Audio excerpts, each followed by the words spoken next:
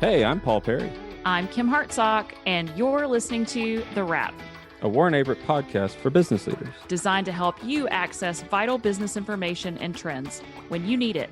so you can listen, learn, and then get on with your day. Now, let's get down to business. Hi, everyone, and welcome to The Wrap. In this episode, we are talking about something that I know every one of our listeners has an interest in. We are talking about employee retention trends. And Kim, to really understand employee retention and how to implement it, we really have to look at the data and see why employees are quitting. Yeah, and the great news for us, Paul, is that the new data actually just came out this morning. So that's really good and helpful for our conversation. And also helpful for us is that we have our very own David Salters with us today. So welcome back, David. You might Welcome be back. Holding the record for the most times on this podcast. Well, that's a distinguished honor, and the privilege is all mine. It's very good to be back with the two of you. We're excited to have you. Can you take just a few minutes and introduce yourself to our listeners? Sure. Again, my name is David Salters, and I'm the service area leader for Warren Averett's HR Solutions group. And what we do is we help clients attract and retain talent. We also help them with HR consulting with issues much like what we'll speak about today: compensation, retention policies. And we've been very busy of late, especially the past 2 years. It has been a brand new world with helping clients attract talent and retain talent because they're facing some really unique challenges more differently than ever before. So, David, the December jobs report reported several things that I just want to kind of point out. And I know that the new one dropped today, but I just want to compare December to what dropped for January. So non-farm payrolls rose by 199,000 in December, obviously far fewer than the estimate of 422,000. Unemployment rate dropped to 3.9, which is obviously better than the 4.1 that was estimated. Wages increased more than expected, rising about 4.7 year over year. And then, one of the biggest industries that had the largest gains was leisure and hospitality. So I'm interested to see how December compares to January and interested to see what the new data says. Paul, the December jobs report indicated what has been a trend for the entire year: a volatile job market with peaks and valleys, very extreme ebbs and flows in jobs added. Unemployment rate continues to hover somewhere around the 4% rate. But really, there's two key metrics in the jobs report that I think is most important to us and our clients, which is the quit rate and the labor participation rate. And in summary, the labor participation rate is the civilian workforce who chooses to go to work and be active in this workforce. We are still about 4 million employees shy of the pre-pandemic days. So during the shutdown and beyond, about 4 million people decided, I am not going to participate in the workforce. We'll talk about those reasons a little bit later in the discussion. The other is the quit rate. And that's another data point that the BLS tracks. And ironically, in December, it marked the 6th consecutive month that more than 4 million people voluntarily quit their job. 6 consecutive months. That's an all-time high at that rate. Meanwhile, we're facing a historically high number of job postings. And so the delta between jobs posted, people quitting, and we're all fishing from a pond with fewer fish because those 4 million people have removed themselves from the workforce. So it can be confusing. Unemployment hovers 3.9, 4.1. The real focus, though, is the movement of the workforce, all the quitting and changing jobs, which is affecting us and our clients, and then how many people we have not been able to attract back to the workforce. So that's a really good point, David. And I know I get a lot of phone calls and questions from clients and colleagues that are just saying, why are so many people quitting? Why do we have this 6 months of consecutively 4 million workers voluntarily quit their job and choose not to come back? Can you shed some light on that? Yeah, there are a few reasons, and this has been ongoing really since the shutdown. one of the primary reasons is what's called a pandemic epiphany. And if you can recall back, this seems like such a long time ago, but when we were truly in the deepest part of the shutdown, when we couldn't even go to a restaurant and eat, people were really locked up at home, and it gave them time to think. They had maybe spent time with their family they had not spent time before. They rid themselves of a commute, and it gave them time to think, where does my career fit into my life? Where does this commute fit into my life? Where does money fit into my life? And some people just exited. That was what we mentioned with the participation rate. But others have decided that I will only participate in this workforce if I have really, really good work that pays well. And the only way I can put this, Kim, is they're asking you as an employer, what's in it for me? What can you do for me? Because I have decided now that my life is more important than my career, or certainly my career doesn't define my life anymore. Yeah, and I heard it referred to recently. We've heard the Great Resignation, right? But that doesn't really tell the story. What I heard was referring to it as the Great Awakening. And that really speaks to what you're saying, which is that people have evaluated their priorities and they've shifted.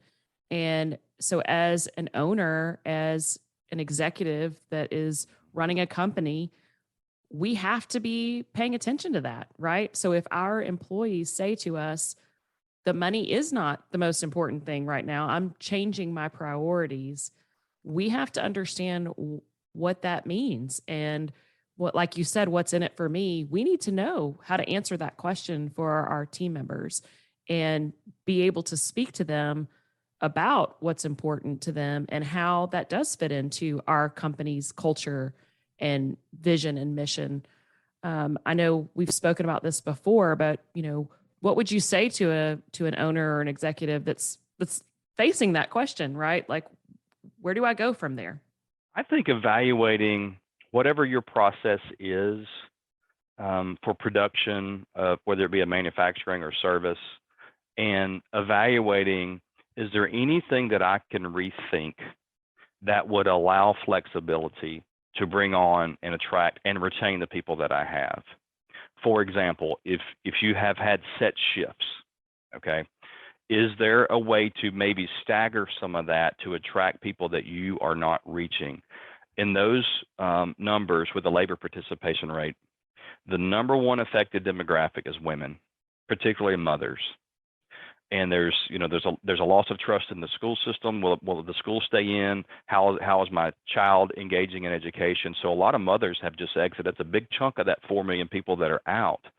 Well, is there anything possibly you could do to allow a schedule for a mom to either work remote or even potentially come in later if it has to be on site?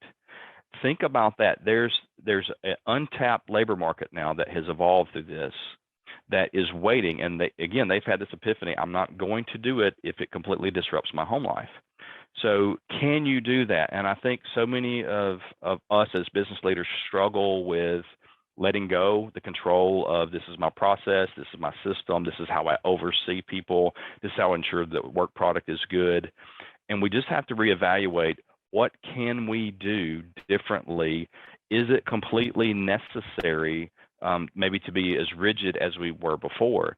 I also think some leaders are struggling with, maybe in the back of their mind, I would like to employ a more hybrid or remote workforce. I don't know how. I struggle with, what are the cybersecurity issues? What are the labor law issues? What are the wage issues? And I want to, and it can be intimidating to admit I don't know how to do it. I think we can help them with that as a firm at Warren Averett. But getting over that hump, meanwhile, you're losing valuable talent to your competitors in the workplace, as maybe this paralysis stalls you. But rethinking, what can we do to become more flexible? If you're not ready to be completely flexible workforce, well, ease into that.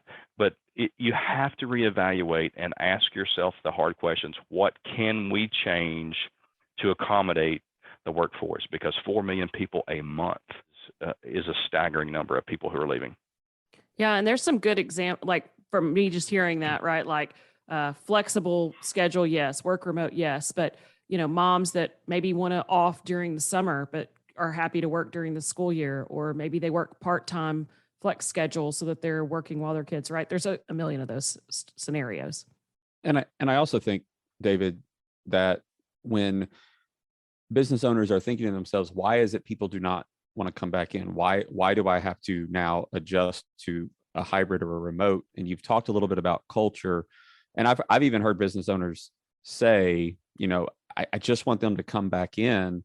We did it right before the pandemic. Why do we have to go to this now hybrid approach? And I think the pandemic forced us to make hybrid work. And all the employees said, you know what, it now works. Why do I have to go back? Right. So I think that's part of that mind shift that you're talking about. I'd be interested to hear some of the companies who have gotten it right. Some of the companies who have said, you know what, this is how we're going to do it, and it's been successful for them. Do you have any examples of those that you've either talked to folks about or read about or seen over the last couple of months? Yeah, let me share some examples on the front end. We're talking about retaining talent, but this entire workforce is dynamic, so it's also about acquiring talent. We're adding jobs at about 6 million a month. We're losing people at about 4 million. So that's a hectic pace, to say the least. But there was one executive at CVS who likened the onboarding and hiring process to that of the pit crew of a race car, and evaluating every piece of equipment on that vehicle. And if it did not directly affect the production on the racetrack that day, it had to go. And so several companies are moving in terms of speed. The old saying, time kills all deals, that is very true in recruiting. We've seen some of these companies that are on the front lines. You saw leisure and hospitality as very front gainers in the job market. Well, they have to move at a quick pace because there's such a high demand for their employees. This would go for all of our clients who have any type of production or manufacturing facility. You need to move quickly. So removing any unnecessary assessments, any unnecessary paperwork. I think waste management, some of us have heard some of their stories. They improve the application time from like 30 minutes to 3 minutes by reducing clutter. Southwest Airlines is taking jobs that do not require so much sophistication and making on-the-spot offers instead of dragging out long interview processes. One thing on the front end for our more professional positions that we've really seen a big issue with is assessments, a lot of them psychological assessments. And it literally reduces the potential workforce to a fraction of what's out there. Meanwhile, this job market is moving at lightning pace. And the idea that really we could stop and be that choosy. Some of those assessments are really great. They really do help prevent making a bad hire sometimes, but I don't think most of us are in a position to be that choosy at the rate things are moving. You certainly don't want to throw caution to the wind completely, but if you include unnecessary assessments, long application processes, multiple interviews.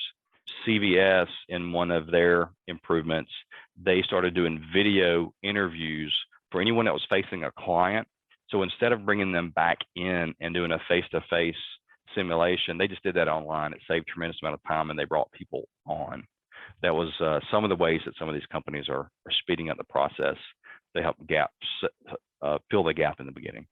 I've heard some people say that we're looking for jobs. It's like, hey, if I give you my resume, why do I have to now go on this website and enter everything that's now on my resume, right? So you're talking about, just streamline it and ask for the information once, and then go from there and just make it a lot easier. That's right.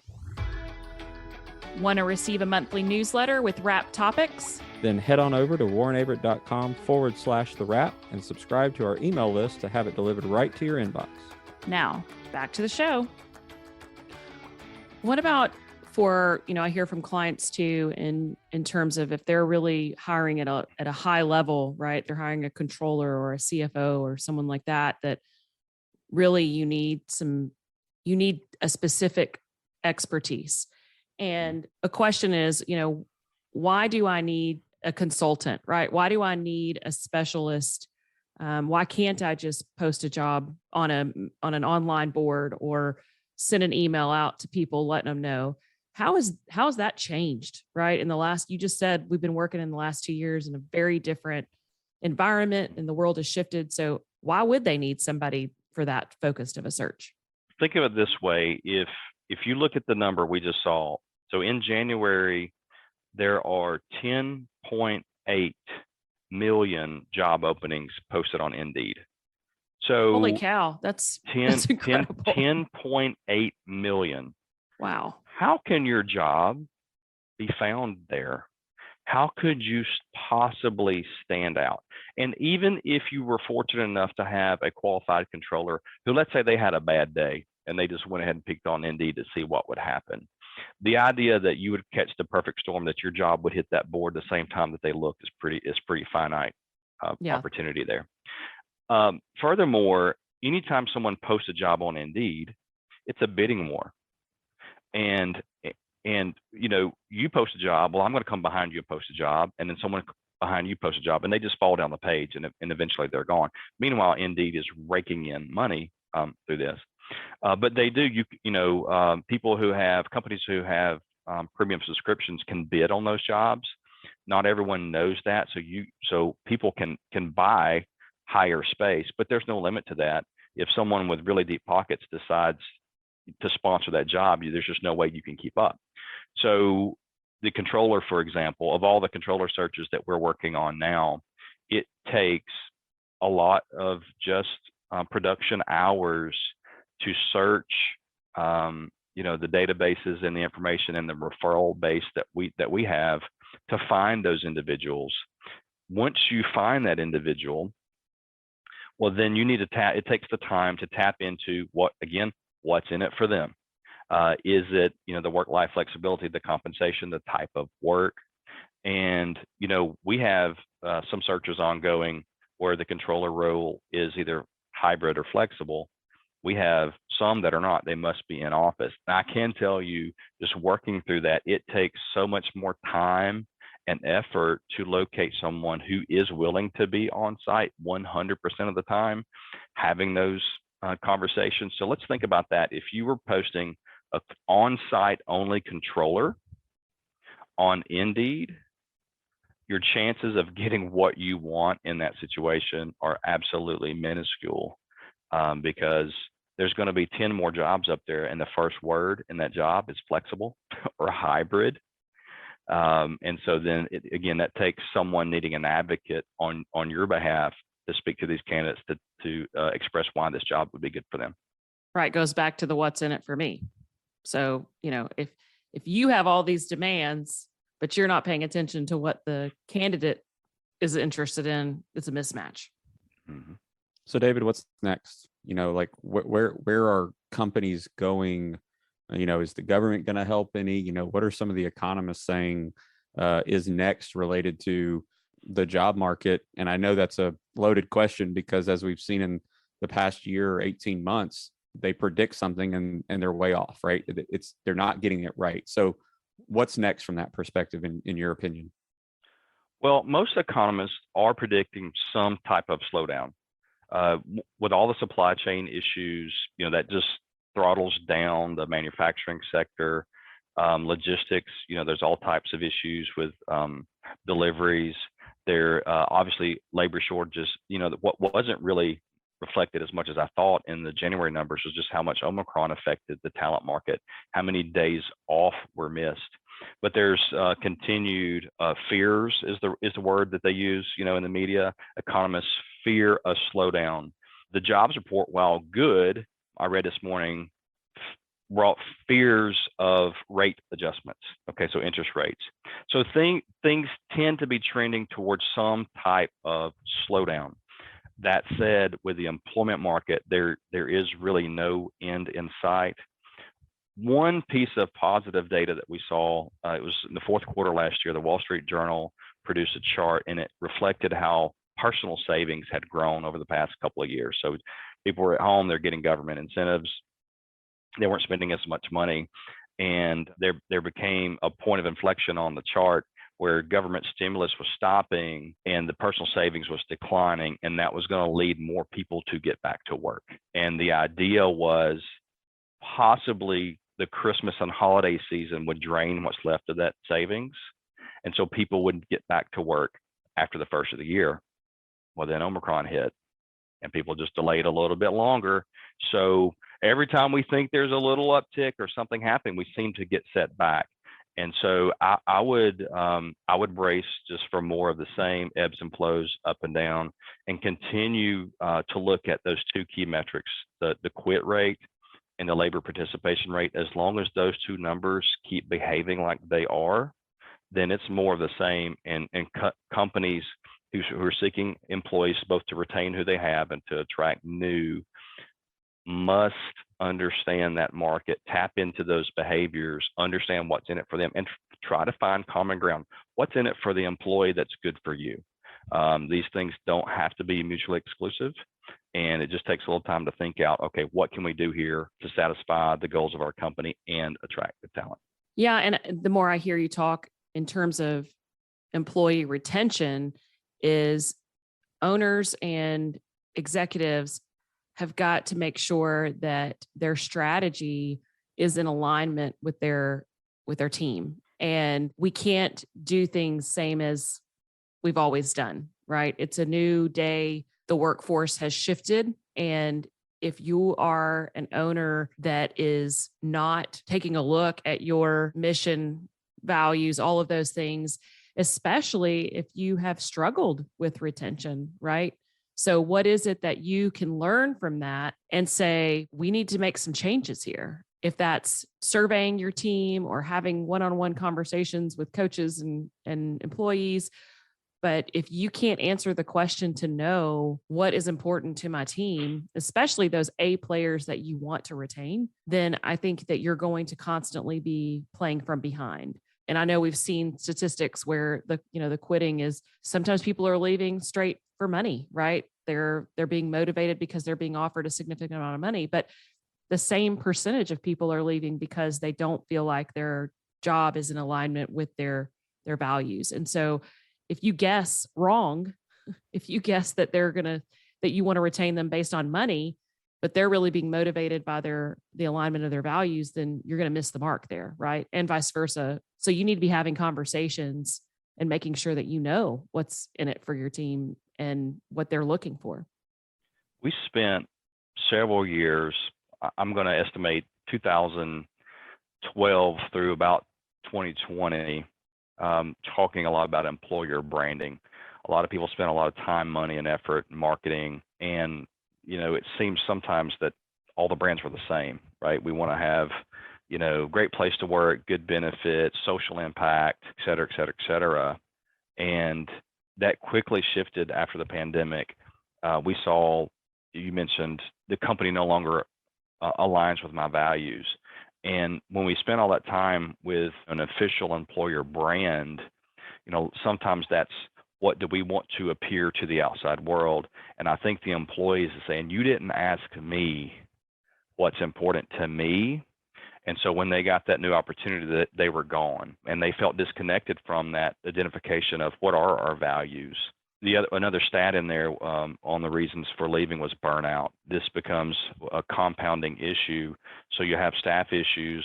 Well, what about all of those who are left behind to carry the full load? And so they become overworked. They're exhausted. They see their peers getting remote jobs or better opportunities or flexible schedules, and it weighs on that person. Right now, we may all can think of certain people or departments where that's happening, and it should make you feel uneasy that this is unaddressed, that it's going to continue to hurt your retention. There's an old saying that people don't necessarily leave their employer, they leave their boss. Within that, there's this middle management stress that occurs that I think some of our clients could address, investing in that middle manager, because they have below them, they have production goals, deadlines, they have employee management, they have staffing issues. Above them, they're reporting to executives. Their volunteer life at home is probably at a higher level than some other people. And in this day and age, they could easily be taking care of their parents and their children.